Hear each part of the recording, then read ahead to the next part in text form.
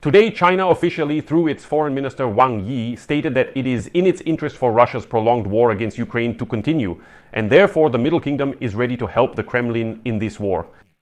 It is important to note that this information was first published by the Chinese publication South China Morning Post. Beijing no longer hides that Russia's war against Ukraine is a global conflict, which, according to the Chinese, hinders the United States of America from shifting focus to confronting China.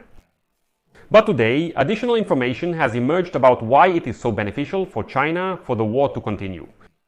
Here lie economic, strategic, and ideological benefits for Beijing. And today, we will examine all of them in detail. My name is Alexei Pechi. Today is July 7th on the calendar. Next, everything in order. But before we start, I ask you to subscribe to this channel, give it a like, write any comments you want, and be sure to subscribe to my Telegram channel, Pechi News. The link is in this video's description. First, let me briefly remind you of the whole story. The day before, it became known that China's foreign minister, Wang Yi, publicly stated for the first time to the European Union's chief diplomat, Kaja Kallas, that Beijing cannot afford for Russia to lose the war against Ukraine, because they fear that the United States would then shift all its attention to Beijing. Until this point, the Chinese Ministry of Foreign Affairs regularly stated that China is not a party to the war and supports its swift end. But when it came to direct dialogue, the Chinese said that it is actually in their interest for this war to continue and for it to be a prolonged conflict. In fact, the longer it lasts, the better. And as V writes, even some officials from the European Union who are involved in the situation were surprised by the frankness of Wang Yi's statements, although they understood that China is clearly not standing aside. And here Wang Yi showed that the Chinese are just like the Russian dictator Vladimir Putin. Let me give you a quote from, and you'll understand what I mean. Quote, Wang Yi rejected the accusation that China was providing material support to Russia's military actions, both financially and militarily, stating that if they had done so, the conflict would have ended long ago. During the debates on a wide range of geopolitical and commercial issues, Wang Yi gave Kaja Kallas several history lessons and lectures.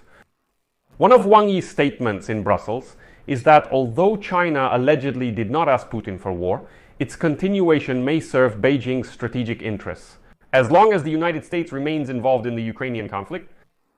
But Wang Yi's statement at this particular moment is also not accidental. I won't go into diplomatic protocol, but I'll just add that during the week, Wang Yi met with the President of the European Council, Antonio Costa, and the President of the European Commission, Ursula von der Leyen.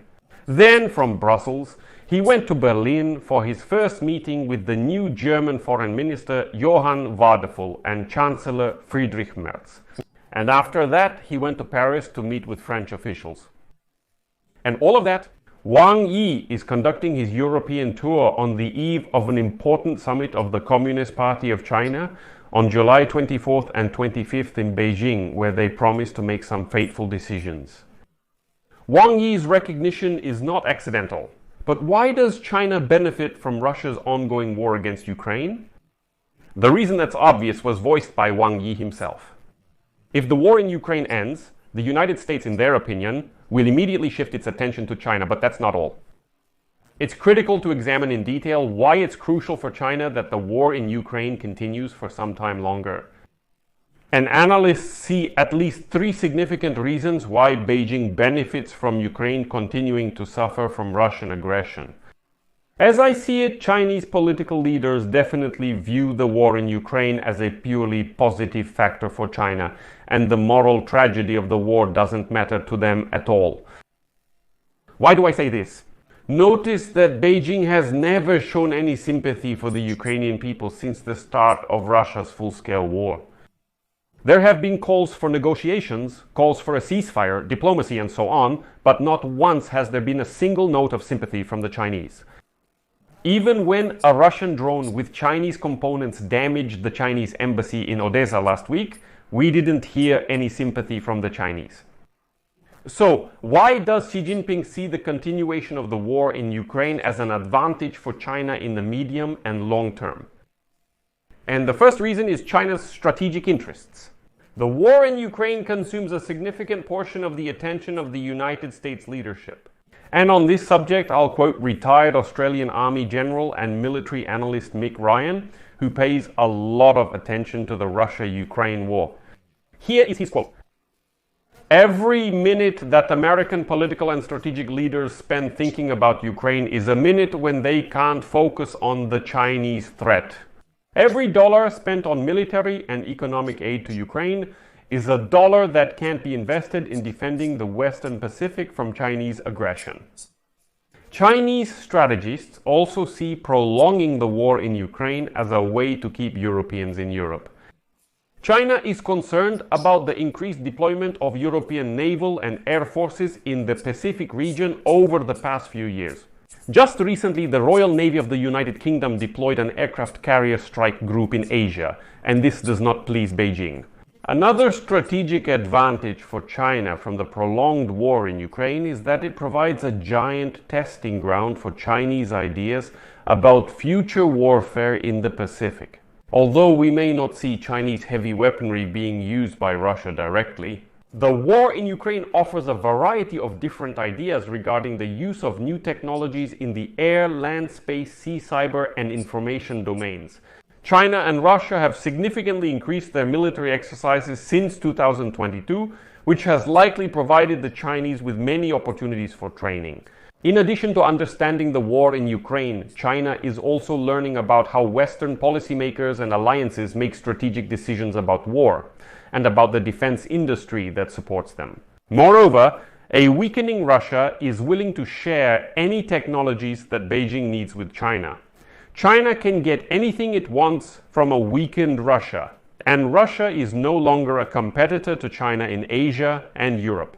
The second reason is, of course, economic benefits.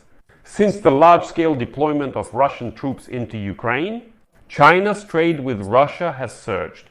China can now purchase Russian energy and other raw materials at discounted prices, as Russia lacks alternative buyers. On the other hand, exports of high-tech products to Russia have increased significantly since Russia can no longer buy them from the West. It is telling that Russia has remained just a gas station, which now simply serves a different customer. Before it was Europe, now it's China. The third reason is ideological advantages.